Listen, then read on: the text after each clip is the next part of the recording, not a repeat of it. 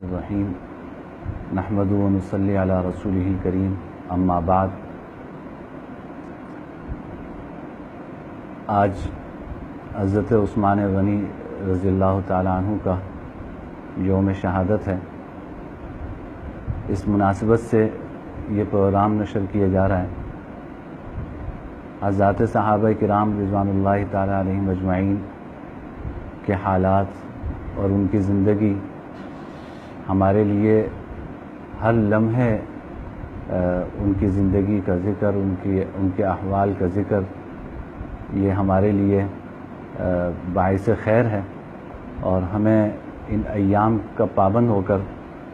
ان چیزوں کا ذکر نہیں کرنا چاہیے۔ لیکن عام طور پہ جب کوئی خاص دن، خاص موقع ہوتا ہے تو اس دن کی مناسبت سے خصوصی طور پہ ان کے احوال اس لیے ذکر کیے جاتے ہیں کہ لوگ ان ایام میں ان کے احوال کے اور ان کی شہادت کے حوالے سے اور ان کی زندگی کے جو دیگر احوال ہیں اس سے باخبر ہونا چاہتے ہیں، تو خاص طور پہ ان ایام میں اس طرح کے پروگرام جو ہے وہ نشر کیے جاتے ہیں تاکہ دین کا صحیح پیغام اور ان کی زندگی کے صحیح احوال اور اس کا صحیح رخ لوگوں کے سامنے آئے۔ حضرت عثمان غنی رضی اللہ تعالیٰ عنہ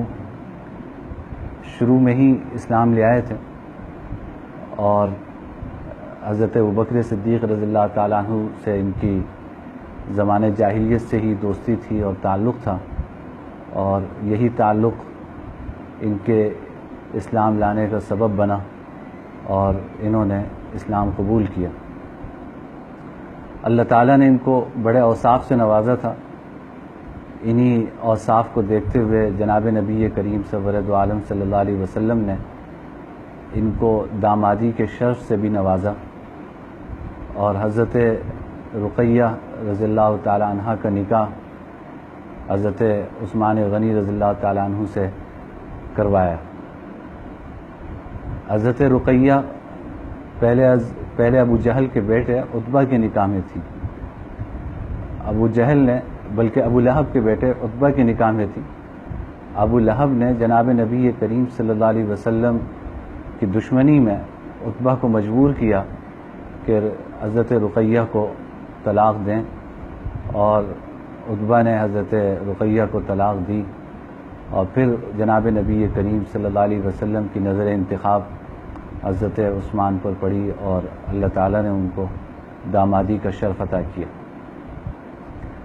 اور پوری زندگی حضرت عثمان غنی رضی اللہ تعالیٰ عنہ ان کی پوری زندگی اسلام کی خدمت میں گزری۔ اپنی جان، اپنے مال اور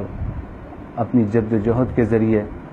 اسلام کے پیغام کو عام کرنے اور پوری دنیا تک پہنچانے میں انہوں نے اپنی ساری کوششیں اور سارا مال، ساری دولت صرف کی۔ حضرت عثمان غنی رضی اللہ تعالیٰ عنہ کو یہ بہت بڑا شرف حاصل تھا کہ جناب نبی کریم صلی اللہ علیہ وسلم نے صلح حدیبیہ کے موقع پر سفارت کے لیے ان کا انتخاب فرمایا، اور اپنا سفیر بنا کر انہیں مشرکین مکہ کے پاس بھیجا۔ آپ حضرات کے علم میں ہوگا کہ جناب نبی کریم صلی اللہ علیہ وسلم عمرے کے ارادے سے تشریف لے گئے تھے۔ آپ نے خواب میں دیکھا تھا کہ آپ عمرہ فرما رہے ہیں، تو اس خواب کی وجہ سے بہت اشتیاق بڑھا، مکہ کے دیدار کا اشتیاق اس میں مزید اضافہ ہوا، اور آپ صلی اللہ علیہ وسلم حضرات صحابہ کرام کے ساتھ عمرے کے لیے تشریف لے گئے، اور کسی قسم کے قتال کا ارادہ نہیں تھا، اور نہ ہی آپ نے اپنے ساتھ اس قتال کے لیے کوئی ہتھیار لیے تھے، بس ضروری ساز و سامان لیا اور آپ عمرے کے لیے تشریف لے گئے۔ مکہ مکرمہ کے قریب جب پہنچے تو معلوم ہوا کہ مشرکین مکہ آپ کو مکہ میں داخل ہونے نہیں دینا چاہتے، اور انہوں نے مختلف ذرائع سے یہ پیغامات بھی پہنچائے آپ تک کہ آپ واپس تشریف لے جائیں۔ اور بعض روایات میں آتا ہے کہ حضرت خالد بن ولید جو اس وقت تک اسلام نہیں لائے تھے، وہ 200 شہ سواروں کا لشکر لے کر جناب نبی کریم صلی اللہ علیہ وسلم پر حملہ کرنے کے لیے بھیجے گئے۔ آپ حدیبیہ کے مقام پہ رک گئے، اور آپ نے اس موقع پر یہ چاہا کہ قریش تک یہ پیغام پہنچایا جائے کہ میرے آنے کا مقصد کوئی قتال اور جہاد نہیں ہے، میں لڑنا نہیں چاہتا، میں صرف عمرہ کرنا چاہتا ہوں، تو تم مجھے اور صحابہ کرام کو عمرہ کرنے دو، اس کے بعد ہم واپس چلے جائیں گے۔ آپ نے سب سے پہلے حضرت فاروق اعظم رضی اللہ تعالیٰ عنہ سے کہا کہ یہ پیغام لے کے تم قریش مکہ کے پاس جاؤ۔ حضرت فاروق اعظم نے عرض کیا کہ یا رسول اللہ آپ کا حکم سر آنکھوں پر،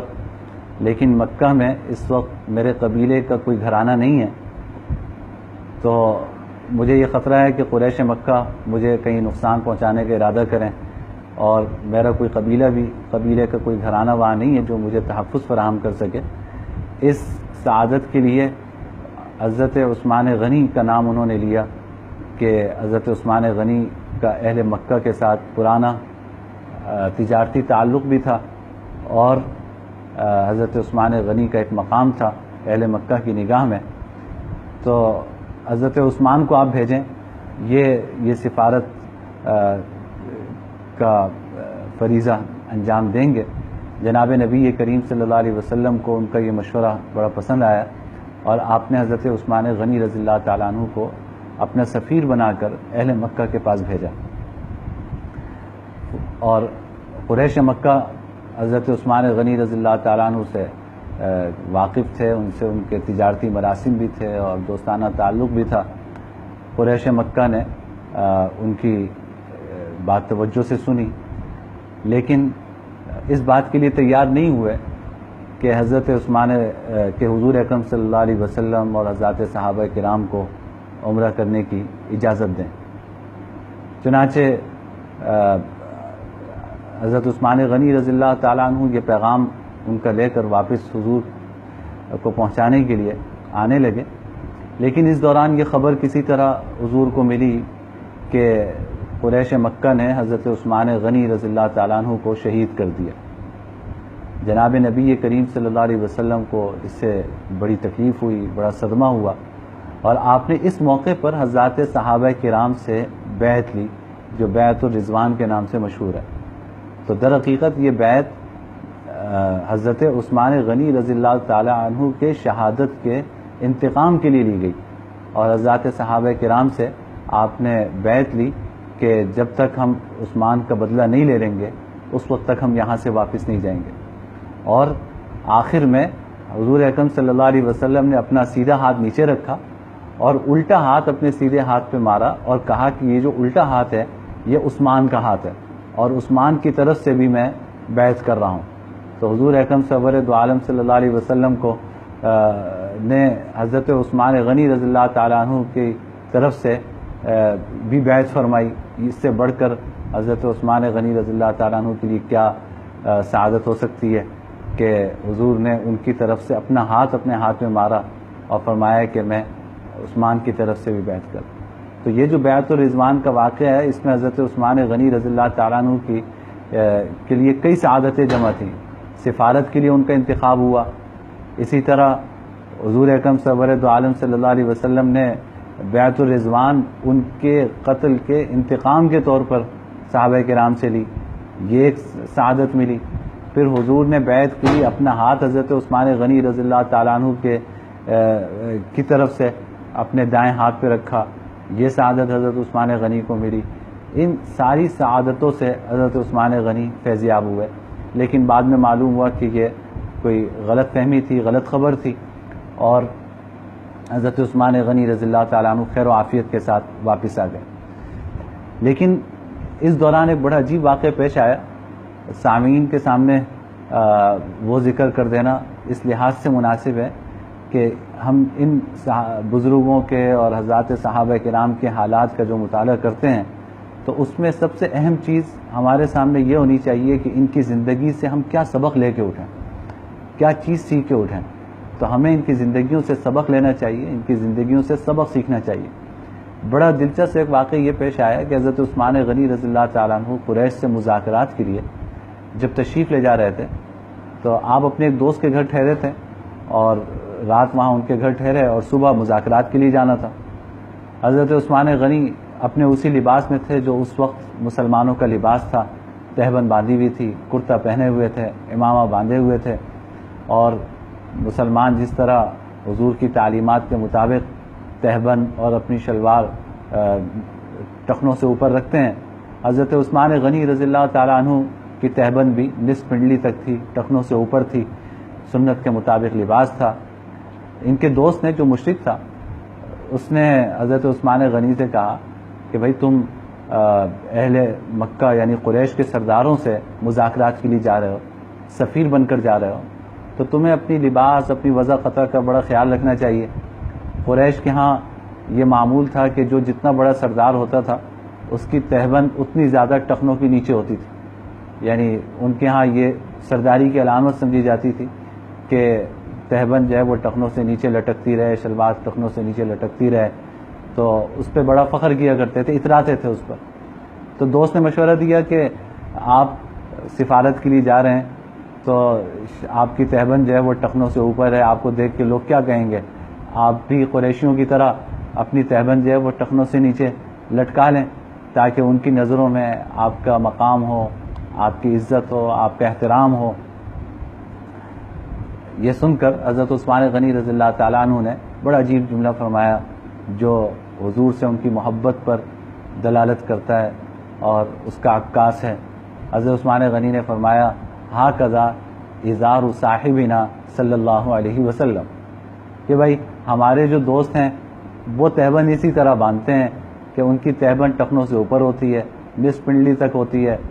میں بھی اپنے دوست کا لباس اختیار کروں گا اور اسی وضع قطع میں سفارت کے لیے جاؤں گا،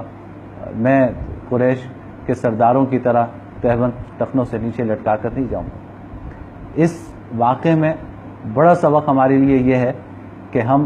غیروں کی تہذیب سے، ان کے تمدن سے متاثر ہو کر ان کی وضع قطع اختیار کرنے کی کوشش کرتے ہیں، ان کا لباس اختیار کرنے کی کوشش کرتے ہیں اور سمجھتے ہیں کہ یہ ہمارے لیے عزت کی بات ہے، حالانکہ اصل عزت جناب نبی کریم سرور دو عالم صلی اللہ علیہ وسلم کی اطاعت میں ہے، آپ کی پیروی میں ہے، یہ اصل عزت ہے۔ یہ عزت نہیں ہے کہ آپ غیروں کی وضع قطع اختیار کر لیں، ان جیسا نظر آنا آپ کو اچھا لگے، یہ مرویت کی بات ہے اور یہ احساس کمتری کی بات ہے۔ یہ ان کی زندگی سے ہمیں بہت بڑا سبق ملتا ہے۔ پھر پوری زندگی اپنی جان، اپنا مال اللہ کے راستے میں خرچ کرنے میں گزار دی۔ غزوہ تبوک کے موقع پہ 300 اونٹ ساز و سامان کے ساتھ جناب نبی کریم صلی اللہ علیہ وسلم کی خدمت میں پیش کیے کہ یا رسول اللہ جہاد کی تیاری آپ فرما رہے ہیں، میری طرف سے قبول فرمائیے۔ 1000 دینار پیش کیے، اس زمانے کے 1000 دینار آج کے کروڑوں سے زیادہ ہیں، وہ پیش کیے۔ جناب نبی کریم صلی اللہ علیہ وسلم وہ دینار اپنے دامن میں اچھالتے جاتے تھے اور خوش ہو کے فرمایا کرتے تھے کہ عثمان آج کے بعد تم کچھ بھی کرو، اب تمہیں کوئی چیز نقصان نہیں پہنچا سکتی، اللہ نے تمہارے اس عمل کو قبول فرما لیا اور تمہاری مغفرت فرما دی۔ اس طرح غزوہ تبوک کی تیاری میں اپنا مال خرچ کیا، مختلف غزوات میں خود شریک ہوئے اور پھر اللہ تعالیٰ نے خلافت کے شرف سے نوازا اور پھر شہید ہوئے۔ مظلومانہ شہادت آپ کے حصے میں آئی۔ تاریخ میں لکھا ہے کہ جب باغیوں نے آپ کے گھر کا محاصرہ کیا تو حضرت مغیرہ ابن شعبہ رضی اللہ تعالی عنہ نے کسی طرح آپ کو پیغام پہنچایا کہ آپ 3 کاموں میں سے کوئی ایک کام کر لیں، یا تو آپ ہمیں اجازت دیں، ہم اہل مدینہ ان باغیوں سے قتال کرتے ہیں اور اس بغاوت کو رفع کرنے کی کوشش کرتے ہیں، یا آپ اجازت دیں تو گھر کا جو آپ کا سامنے کا حصہ ہے وہاں تو باغی ہیں لیکن ہم پیچھے سے کوئی دروازہ نکالتے ہیں، آپ یہاں سے نکلیے اور مکہ مکرمہ چلے جائیے، اور مکہ حرم ہے تو باغی وہاں پہ آپ کو کوئی نقصان نہیں پہنچائیں گے، آپ محفوظ رہیں گے۔ اور فرمایا، اور تیسرا آپشن آپ کے پاس یہ رکھا کہ آپ شام چلے جائیے حضرت معاویہ رضی اللہ تعالیٰ عنہ کے پاس، وہاں پر یہ باغی آپ کو کوئی نقصان نہیں پہنچا سکیں گے۔ حضرت عثمان غنی رضی اللہ تعالیٰ عنہ نے مظلومانہ شہادت کو قبول کیا اور ان تینوں آپشنوں کو رد کر دیا۔ فرمایا کہ میں قتال کی اجازت نہیں دے سکتا، میں یہ نہیں چاہتا کہ میری وجہ سے مسلمان آپس میں لڑیں، مجھے شہید ہونا پسند ہے لیکن مسلمانوں میں کا آپس میں باہم دست و گریباں ہونا اور ایک دوسرے کو مارنا اور ایک دوسرے کے ساتھ لڑنا مجھے یہ گوارا نہیں، قتال کی اجازت نہیں دی۔ فرمایا کہ میں مکہ بھی نہیں جاؤں گا کیوں؟ ان باغیوں سے مجھے یہ امید نہیں ہے کہ مکہ مکرمہ اگر میں چلا گیا تو یہ مکہ مکرمہ کی حرمت کا خیال رکھیں گے اور مکہ مکرمہ میں آ کے قتال نہیں کریں گے. مجھے اندیشہ یہ ہے کہ میری وجہ سے کہیں مکہ کی حرمت پامال نہ ہو. پھر تیسرا آپشن یہ تھا کہ شام چلے جائیں، اس کو بھی منع فرما دیا، فرمایا کہ میں شام بھی نہیں جاؤں گا، میں حضور اکرم صلی اللہ علیہ وسلم کی اس پڑوس سے جدا ہونا پسند نہیں کرتا، میں چاہتا ہوں کہ میری موت مدینہ میں آئے اور حضور کا جوار مجھے نصیب ہو، حضور کا پڑوس مجھے نصیب ہو. ان تینوں آپشنوں کو رد کر دیا اور مظلومانہ طور پہ شہید کیے گئے. قرآن پڑھتے ہوئے روزے کی حالت میں غروب کے وقت اللہ نے ان کو شہادت کے شرف سے مشرف فرمایا اور مظلومانہ طور پہ شہید ہوئے. یہ حضرت عثمان غنی رضی اللہ تعالیٰ عنہ کی حیات طیبہ ہے. اس سے ہمیں بہت سارے اسباق ملتے ہیں، بہت سارے درس ملتے ہیں کہ انسان مظلوم بننا پسند کر لے، ظالم نہ بنے، کسی کو نقصان نہ پہنچائے، خود نقصان اٹھانا برداشت کر لے لیکن اپنی ذات سے کسی کو تکلیف نہ پہنچائے اور اپنی جان، اپنا مال اللہ کے راستے میں قربان کرے. اپنے حبیب حضور اکرم سرورد عالم صلی اللہ علیہ وسلم کی محبت کو اپنا سرمایہ جانے اور اس پہ اپنی جان نچھاور کرے. اللہ تعالی ہمیں ان کی حیات طیبہ سے یہ سبق سیکھنے کی توفیق عطا فرمائے اور ان کی حیات طیبہ کے مطابق عمل کرنے کی توفیق عطا فرمائے اور ان کی قبروں کو نور سے بھرے. وآخر دعوانا الحمدللہ رب العالمین.